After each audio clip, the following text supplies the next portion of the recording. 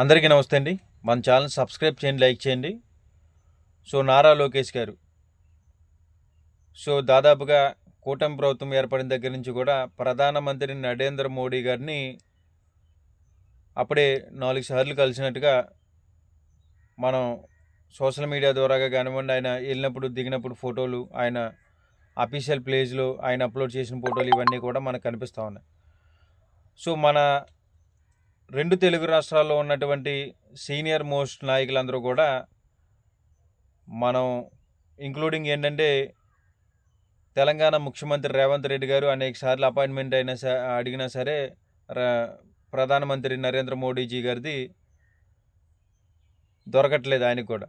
కానీ నారా లోకేష్ గారికి ఎందుకు అపాయింట్మెంట్ అనేది అప్పుడే 4 సార్లు 3 సార్లు ఆయన వెళ్ళడం, మొన్న రీసెంట్గానే ఆయన వెళ్ళి కలవడం ఇవన్నీ కూడా జరిగాయి. అయితే ఎందుకంటే ఇక్కడ తెలుగుదేశం పార్టీలో ఆయన విద్యాశాఖ మంత్రి కాదు, అన్ని శాఖలకి కూడా ఆయనే వ్యవహారం, ఆయనే ఆల్రౌండర్, మొత్తం ఆ పార్టీకే ఆల్రౌండర్. ఏంటంటే ఒక ఎమ్మెల్యేకి ఏ పని జరగాలన్నా, ఒక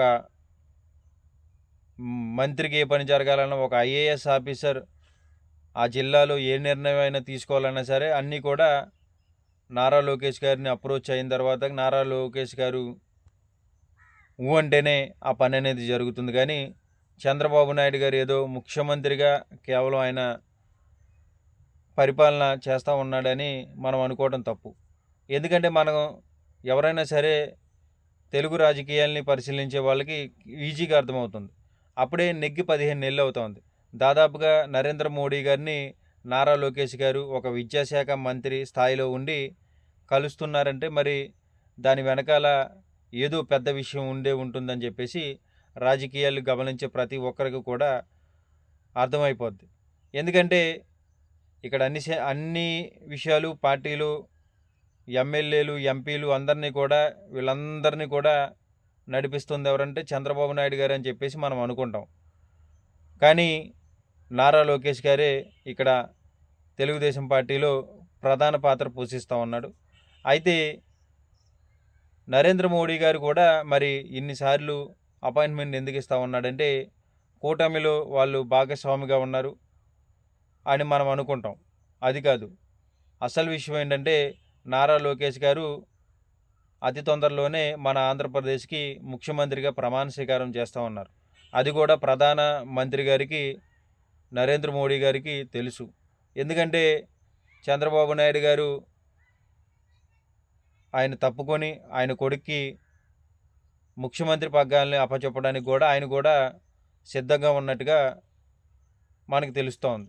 ఇదంతా ఎందుకంటే మరి నరేంద్ర మోడీ గారు నారా లోకేష్ గారిని అపాయింట్మెంట్ ఇచ్చి ఆయన గంట నుంచి గంటన్నర పాటు అపాయింట్మెంట్ ఎందుకు ఇస్తా ఉన్నాడంటే ఏ రాష్ట్ర ముఖ్యమంత్రి వెళ్ళినా కూడా అరగంట నుంచి 20 నిమిషాల వరకు నరేంద్ర మోడీ గారు అపాయింట్మెంట్ ఇస్తారు.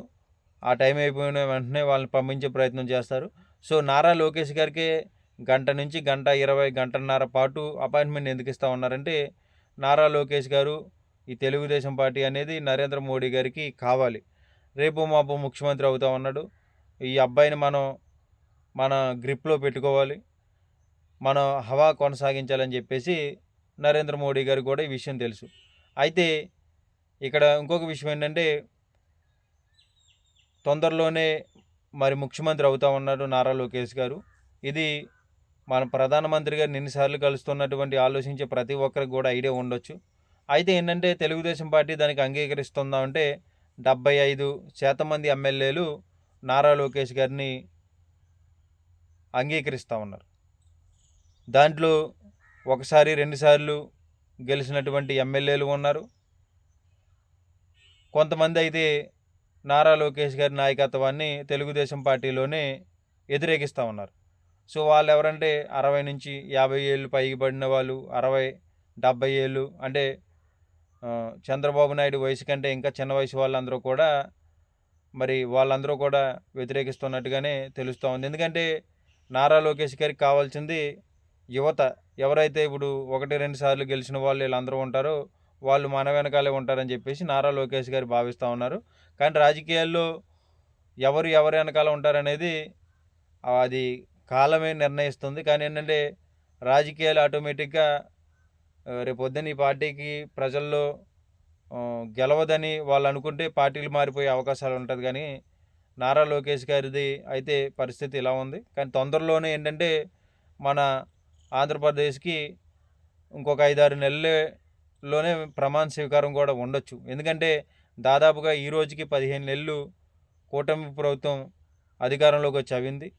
సో దాదాపుగా ఇంకొక 6, 7 నెలల్లో 2 సంవత్సరాలు పూర్తి చేసుకుంటుంది. అక్కడి నుంచి ఇంకా 2.5 సంవత్సరాల పాటు టైం ఉంటుంది. తర్వాత 2029 ఎలక్షన్లకి 6 నెలలు ముందే నోటిఫికేషన్ వస్తుంది కనుక కరెక్ట్గా 2.5 సంవత్సరాల పాటు నారా లోకేష్ గారికి అవకాశం ఇవ్వాలని చెప్పేసి చంద్రబాబు నాయుడు గారు భావిస్తున్నట్టుగా మనకు అర్థమవుతోంది.